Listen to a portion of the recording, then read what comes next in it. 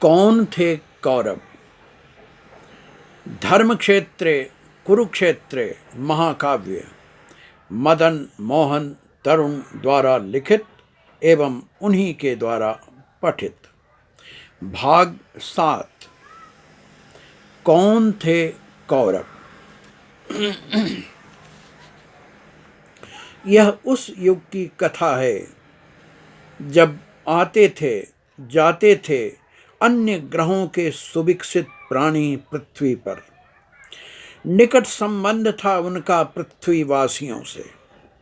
होते थे उनके बीच आपस में शादी ब्याह। देवता थे आकाशवासी, सर्जक थे, रक्षक थे, विनाशक थे वे। सृष्टि तत्व के कारण थे वे। रहते थे पृथ्वी पर मानव और दानव। चलती रहती थी देवताओं के बीच इनके सहयोग और प्रतिस्पर्धा। कई महाविस्कारक बलि गुणज्ञ थे मानवों और दानवों में भी। वे सब आपस में संबद्ध थे किसी न किसी रूप में, एक दूसरे से, कुल गोत्र से भी। महाभारत तक आते आते शिथिल हो चुके थे बहुत से बंधन। शिथिल हो चुकी थीं बहुत सी परंपराएं, या उनका हो रहा था पुनर्निर्माण। कम नहीं इस युग में ऐसी विवाहिता स्त्रियों की संख्या जिन्होंने प्राप्त किए अपने पतियों से भिन्न पुरुषों से संतान, फिर भी बनी रही समाज में उनकी प्रतिष्ठा। परंतु कभी नहीं थी इसके आलोचकों की कमी भी। उत्पन्न हुए प्रतीप की पत्नी सुनंदा से 3 पुत्र, देवापि, शांतनु और वल्हीक। शांतनु की पत्नी बनी भागीरथी गंगा।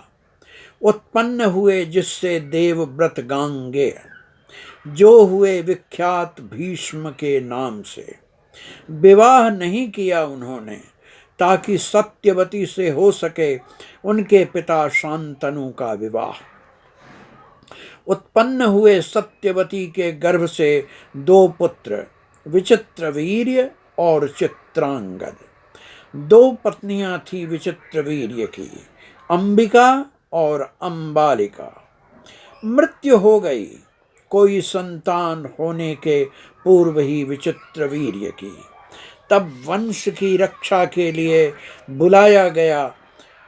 बुलाया सत्यवती ने व्यास को और कहा, उत्पन्न करो इनसे संतान।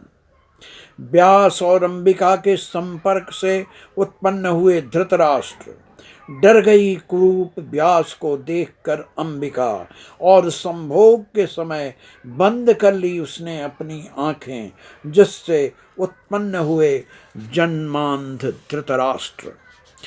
पत्नी बनी धृतराष्ट्र की गांधारी, और उसने व्यास की कृपा से जन्म दिया 100 पुत्रों और 1 पुत्री का, मांस पिंड के रूप में।